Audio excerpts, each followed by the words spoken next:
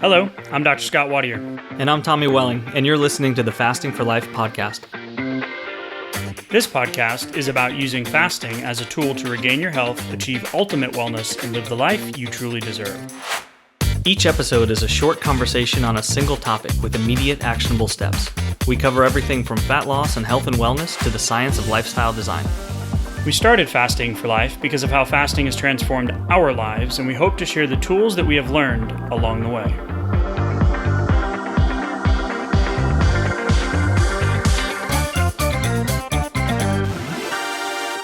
Hey everyone, welcome to the Fasting for Life podcast. My name is Dr. Scott Watier, and I'm here as always with my good friend and colleague Tommy Welling. Good afternoon to you, sir. Hey Scott, how are you?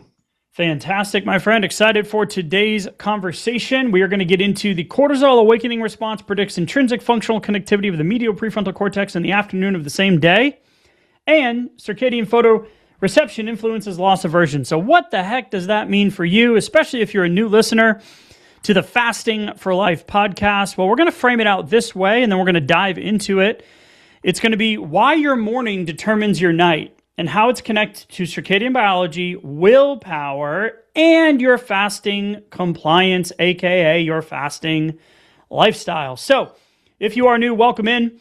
We're going to give you explicit action steps that you can take today, as we promised in our intro, that you can adapt in real time today to continue to further your fasting lifestyle, lose the weight once and for all, get off that dieting mindset roller coaster, and truly achieve the life and your day-to-day life that you want and truly deserve. So we are excited. Head back to episode 0, episode 1, if you want to know more about how fasting transformed our lives, our story, why we do what we do week in and week out with this podcast, our coaching, our challenges. And I'm really excited about this conversation because it connects a lot of the dots on things, Tommy, that we hear in our conversations and messages and DMs and contact us's and comments on the podcast and questions submitted during our challenges and in our weekly coaching calls. Is we hear a lot about this, kind of, I don't want to call it, maybe I'll classify it as this as like the struggle bus. Okay. Like, I'm doing great, but then I fall off, or today was tough, or I didn't fast at all today. And really, episode 311 has been a go-to for us recently, and the feedback has been really positive on it, on a foundational fasting floor, right? Mm-hmm. So you're putting your lifestyle desires and wants and habits at the front of the at the top of the pyramid, so to speak, in importance, right? You're putting them in the forefront of what you're trying to achieve each and every day and each and every week. Yeah.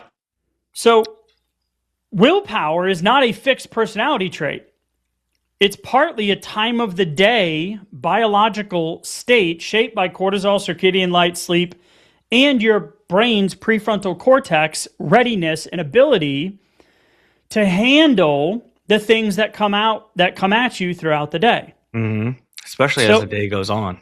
Yeah, especially as the day goes on.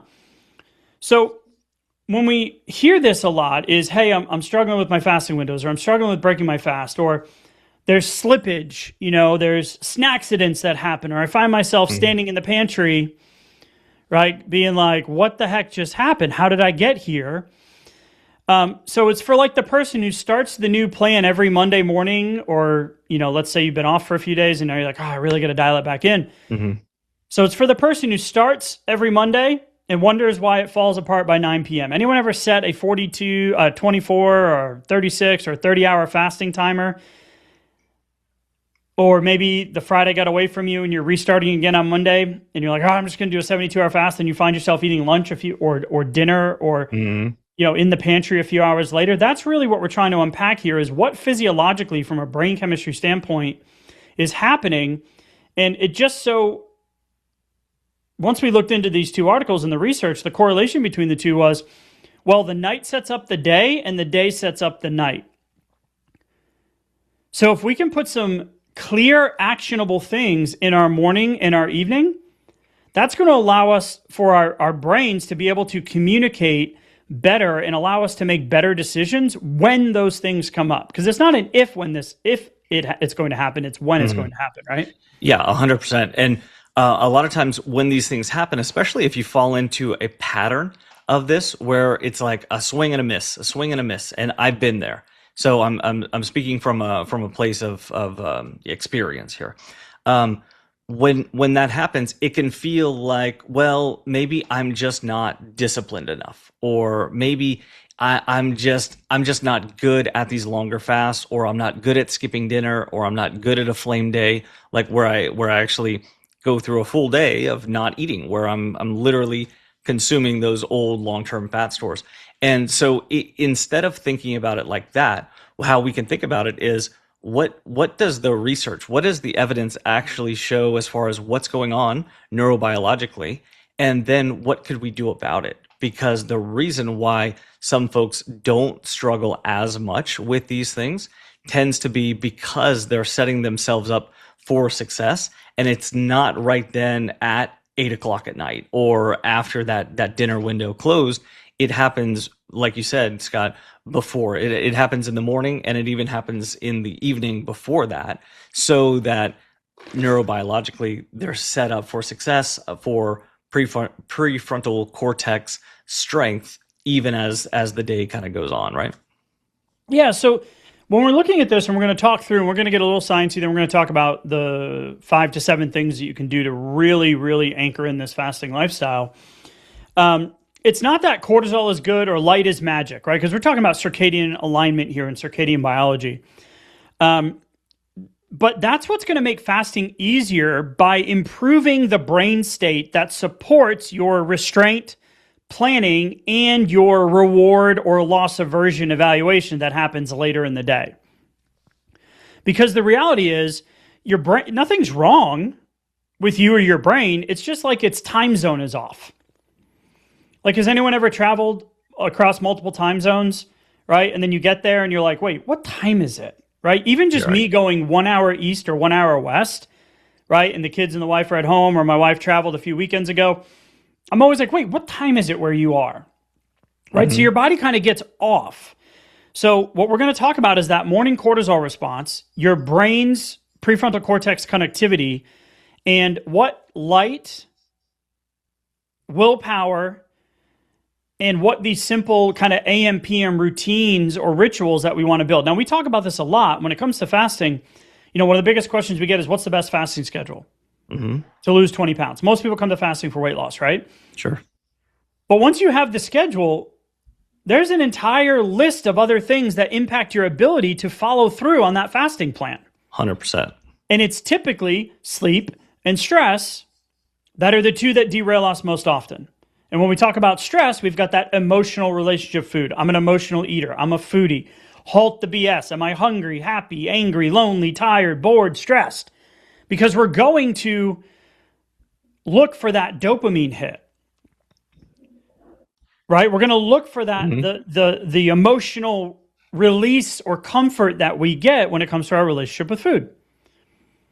So when we're talking about this, as your belly empties and your fasting day goes along, and this is why we've changed our tune, we shift your fasting windows to earlier in the day, right? And the research is clear that your body is more apt to better process that energy coming in and set yourself up for a better evening routine, less fall-offs, less snackcidents. But as ghrelin ramps up, because that's the mechanical hunger hormone in your stomach, saying, feed me, Seymour, and dopamine then tends to deplete, you're going to go to those things that give you that quick fix. So if we can line up our morning to set up our evening, and then our evening to set up our morning, we can really get a handle on some consistent foundational levers that we can pull that aren't just setting the timer and white knuckling it, right? Yeah. And so when ghrelin is peaking later on in the day, it also means that motivation is really at a low point during the day too. So you're feeling a low amount of motivation and a high amount of stomach growling and just mechanical hunger cues. So then this really can be a perfect storm, especially if you've waited all day, or you're used to your environmental cues. Also, maybe the family sitting down for dinner. Maybe you're smelling your neighbor's barbecue or whatever the case may be, and all of a sudden it feels like the perfect storm. And even though I had a solid plan this morning and I cruised through the early afternoon, Now all of a sudden it feels very tempting, and that can be very problematic. We're trying to pay back some calorie debt here. We're trying to burn through some old fat stores. How's that going to happen if I am breaking this fast early? So what could we do about it? There's some proactive things that we can do for sure, but I think setting yourself up for success the evening beforehand really kind of goes a long way. So, just thinking about some boundaries for yourself as far as when is my sleep? When am I going to get into that kind of like getting ready to go to sleep? Kind of, turning off the blue lights. What else am I doing as far as sleep hygiene and things like that, right? Yeah, absolutely. So we'll get into those action steps here in just a second. I just want to kind of set the stage from a physiological standpoint, just talk through a couple of things and what the studies found. Okay. Because, Dr. Huberman does an incredible, if you just search Dr. Andrew Huberman cortisol, there's like a 7-minute explanation of your cortisol awakening response and your cortisol curve. And it's incredibly powerful. He's like, I'll just drop a simple video on this. And it's like, a dissertation on cortisol and circadian biology. It's really cool. Wow.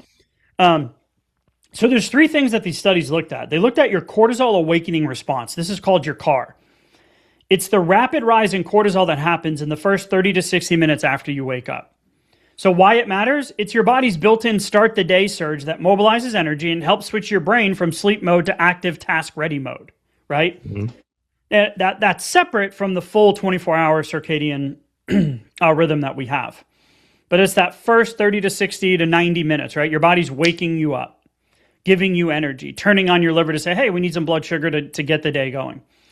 The second thing that was looked at in the study was the AUCG, the area under the curve with respect to ground. What the hell does that mean?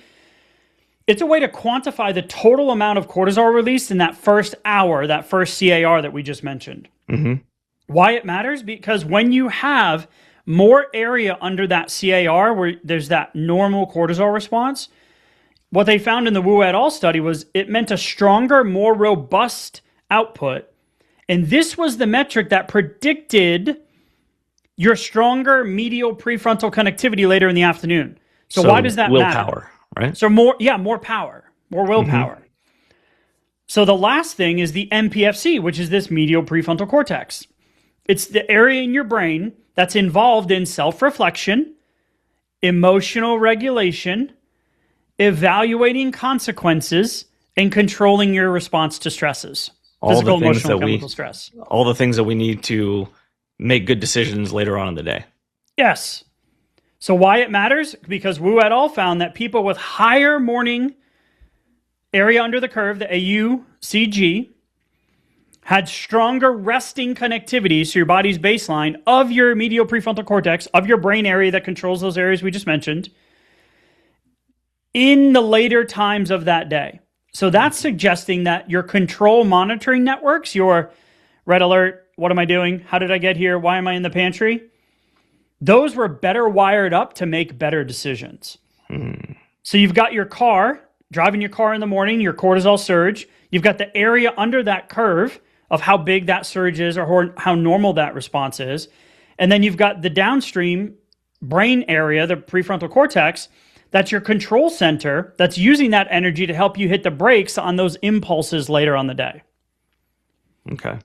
So, what the heck does that mean for you? How do we set up our AM and our PM routines? Right? We'll just get into the what to do in the morning, what to do in the evening bullet points. Tom, is there anything else we should go into in terms of, I think we should talk a little bit about loss aversion, because that second study, before we go into the action steps or how to identify this in your own day-to-day, that second study, I just want to get the actual title, Circadian Photoreception Influences Loss Aversion. So this was a study that was done in a gambling setting. And what they found, because we're going to talk about light here in just a minute, sunlight, blue light, etc., in sleep.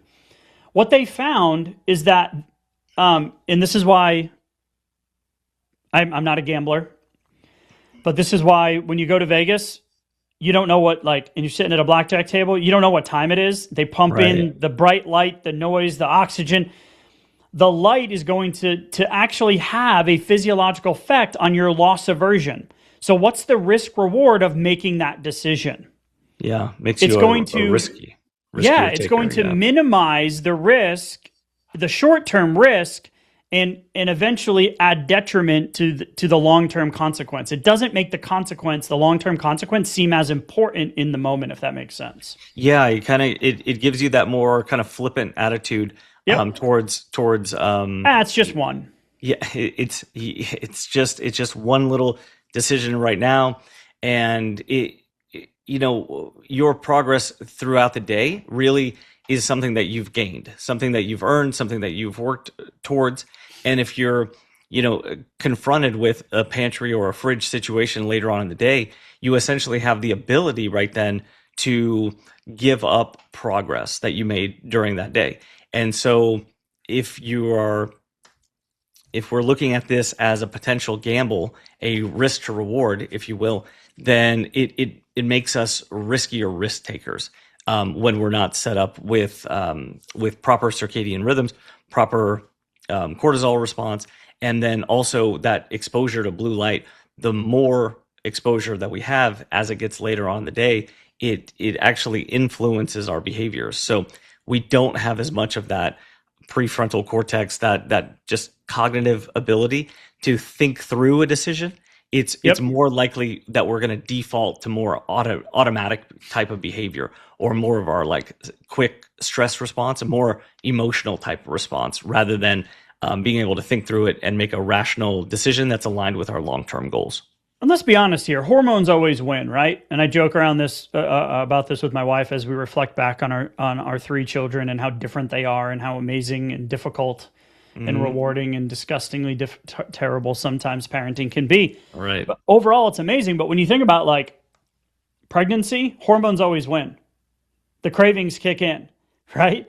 I remember I put on the 30 pounds with my wife that first pregnancy. I'm like, what the hell am I doing? What's happening here? Yep. Like, oh yeah, you know what? The pine ice cream does sound good. The pickles do sound good. The whatever it is, right? Yeah. So hormones always win, right? Because your body is going to. So if you're constantly fighting it and white knuckling it, this is a conversation for you on what we can do to set up your brain's ability to manage these scenarios when they happen, not if, right? Yeah. So here's what we're going to do. This is your do this tomorrow morning bullet list. Consistent wake time and sleep windows. Setting a consistent wake time, and I've done a deep dive with Dr. Brian Walker. He did a podcast series of podcast episodes where he goes into sleep science and the levers that you can pull. And at the top of his list is consistent sleep and wake times, even on the weekends. Because irregular sleep timing is directly linked to an altered cortisol awakening response, that morning awakening bump that we've been talking about, and overall HPA stress response dysfunction later in the day. So consistent, I know we preach on this often, and this is something that I have gotten so much better with over the years tracking it on my Whoop, is on the days that I go to bed on time and I don't allow myself to go upstairs and sit in front of the screens and work, or my wife and I set the timer, we read, we go to bed, and I wake up on time, those days, my fasting lifestyle is so much easier. Right. When you get crappy sleep and you're stressed out, your ability to white knuckle or to stick to a fasting window or make good food choices freaking goes out the window. Sure. And if it's there early in the day, it might not be there with you later on in the day. Or if it's there on Monday with you, or Monday, Tuesday, it might not be there come Thursday, Friday. Yes.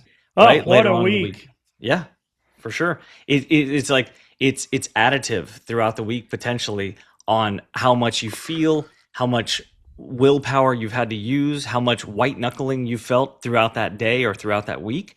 And then usually it comes back, like you have to pay the piper at some point. So if any of that resonates with you as far as a pattern or maybe a short-term season, or just like banking it within your fasting tool belt so that when the time does come that it's a little bit more stressful, etc., you have these tools and you can be prepared, because this is how we get proactive with this. So we win in the long term.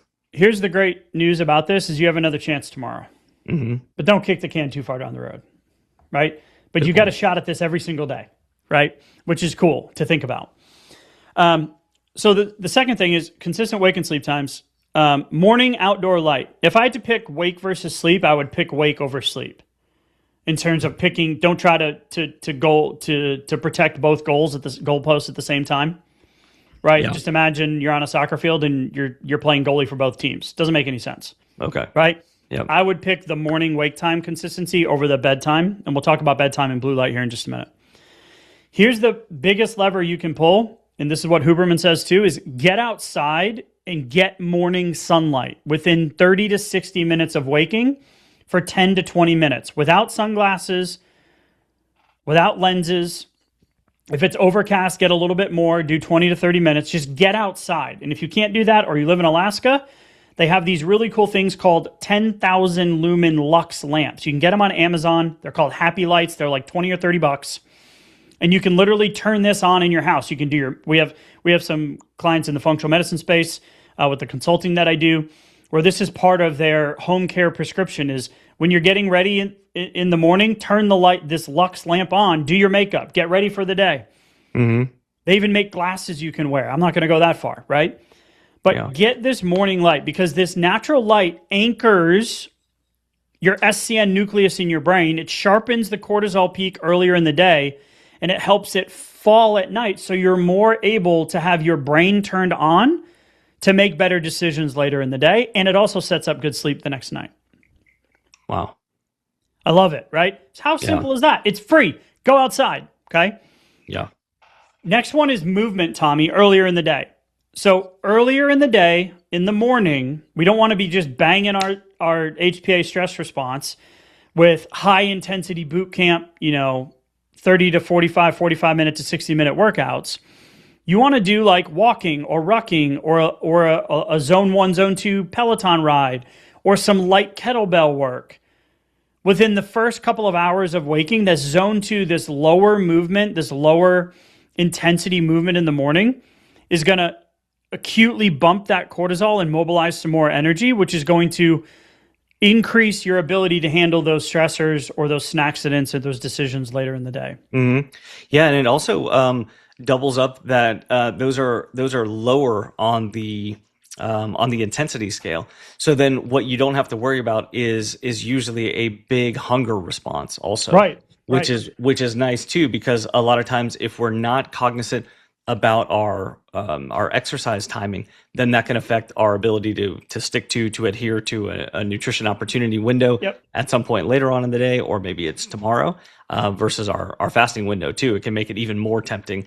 And it can also cause that ghrelin to spike. That ghrelin post-workout spike. Hunger. Yeah, it can cause another ghrelin spike, which is then tough because you might have to use your willpower through there. As far as white knuckling is concerned, you might not have enough left in the tank, if you will, come 7-8 o'clock at night. So that movement, if you are doing high intensity stuff or like heavy resistance training, right? You're going for a PR that day, then you want to do that mid-morning to early afternoon. And I found this intuitively over the years when I used to get up at 5 a.m. and do CrossFit, then go to the clinic and see 100 patients. And I used to get up and go and make myself go, but I would absolutely be tanked after my morning workout. Yes, me too. My favorite time to work out is between 11 and 1. It's just physiologically, my body was like, hey, dummy, like go do this. I just have better workouts, high intensity workouts or strength training workouts during those times. Yeah, all the people you see in the gym, like during the lunch hour, it's like they've got something figured out. They got it dialed in. Yeah, and because even if you can't do that, like if you don't have the flexibility or the location for that, it's okay. So just whatever you're going to do, the highest intensity, even if you just did it for a few minutes during a lunch break or around lunchtime, would be the ideal time. Yep. And then let's talk about caffeine. So we talked about movement. Let's talk about caffeine and hydration. Okay. So we need to hydrate immediately in the morning first. I also love to pair this with maybe like 3 to 5 minutes of some nasal breathing or box breathing, because it really calms down the sympathetic and stimulates a nice nervous system response. Mm-hmm. So I delay my coffee 60 to 90 minutes, because what we want to do here is you want to let your car drive as it normally should in the morning and let your normal cortisol awakening response peak and avoid masking fatigue. because that's what caffeine will do. Sure. It'll blunt that. And I notice if I have my coffee right out of the gate in the morning, I feel more foggy and tired between 1 and 3 p.m. Oh, yeah. If I delay and hydrate with electrolytes and salt first thing in the morning and delay my coffee a little bit, I don't have that afternoon slump. And then I have a solid 10-hour before bedtime caffeine rule. No caffeine 10 hours before bed. Because sleep is one of those, little prickly things that you get here in the Texas fields that get stuck between your toes and they hurt really bad. Mm-hmm. Got to protect it. Yep. And then strategic first calories. So if you're a female, you've got stress, HPA issues, you're a long-term low-carb dieter, we really want to do a protein-forward earlier meal to stabilize your blood sugar and prevent those exaggerated cortisol swings throughout the day. This is more of a fasting, flexible kind of lifestyle. So we've changed our tune over the years. OMAD dinner, yeah, you can use that to lose weight and lose 20 pounds, 30 pounds, change your life. But physiologically speaking, eating earlier in the day not only sets yourself up for less fall off the wagon events later in the day and snacking and not closing your window cleanly and ending up in the pantry, et cetera, all that kind of stuff. Yeah. But it's going to give you a better response to what your physiology and what your brain needs throughout the day. So protein paced breaking of starting your nutrition opportunity earlier in the day, right? Yeah. So that means, breaking out of that pattern that a lot of us get into, which would be just sticking to a dinner OMAD. And when we make those strategic, deliberate, proactive calories early decisions, that means that we get to align that with when our decision making is at its peak, at its strongest, and then we get to close a window during a time of like maximum logical discernment, where we can make those decisions and we can align those to align with our long-term goals, because insulin sensitivity wise, we're better off earlier in the day. And then we also don't have to rely on the willpower. So now what that can lead to is kind of a gap in the afternoon or in the evening. So I like to be really, really proactive, especially if you feel like you've been in that pattern of having a tough time in the evening. Be very proactive with what you're going to be doing with your hands. Where are you going to be? Getting the heck out of Dodge, being away from the kitchen or any sort of cues like that.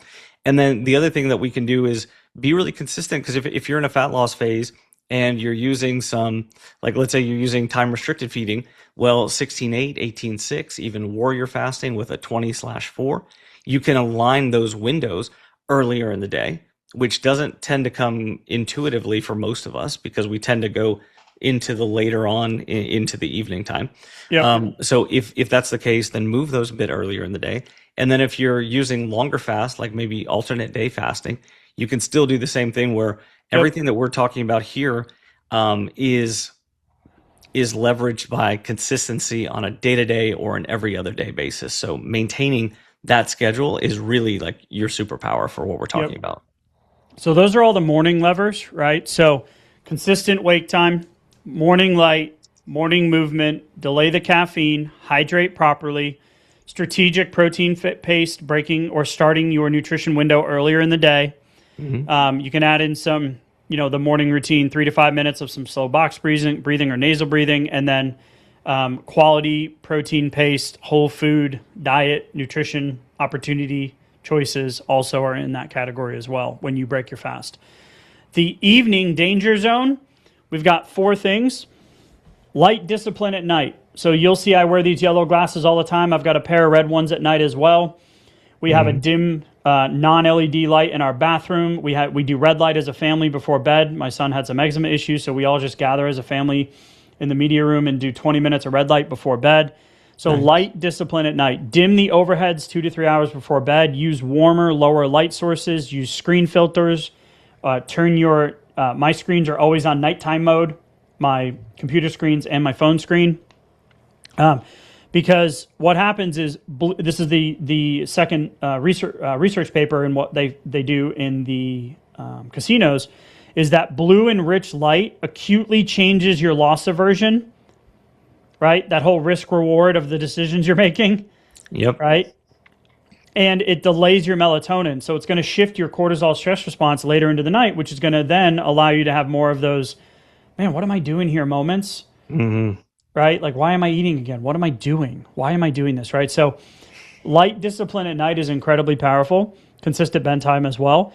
In the morning, make your decisions for your, like, how the night's going to go. Make the decisions on what you're going to do for food. And pre-decide in the morning when your car and your MPFC connectivity is favorable. Mm-hmm. So you want to reduce that evening decision load. That's a good way to think Lower about cognitive fatigue makes it easier for the prefrontal system to stay engaged. And then have a closed kitchen ritual. We say this to my kids every night, 8 p.m., kitchen's closed. Nothing good happens after 8. Right, Tommy? True story.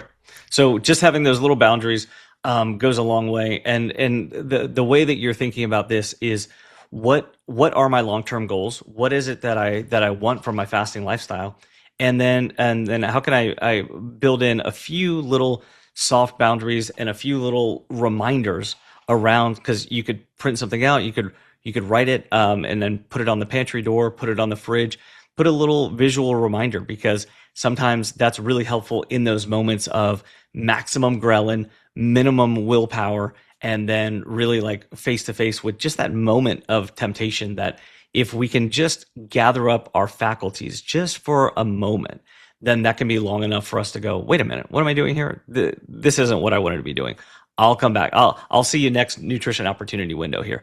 And then I get to bank more wins, more calorie debt paid back, and more feeling good from, fulfilling the plan that I set out for myself. All right, Tommy. Well, we've got some action steps. We've got some things. We've got some guardrails for you on how to adapt your fasting lifestyle. If you want links to any of our resources, the Blueprint to Fasting for Fat Loss, sign up for an upcoming challenge, head to the show notes, click the link, man. As always, I appreciate the conversation, and we will talk soon. Thank you. Bye. So, you've heard today's episode, and you may be wondering, where do I start? Head on over to thefastingforlife.com and sign up for our newsletter, where you'll receive fasting tips and strategies to maximize results and fit fasting into your day-to-day life. While you're there, download your free Fast Start guide to get started today.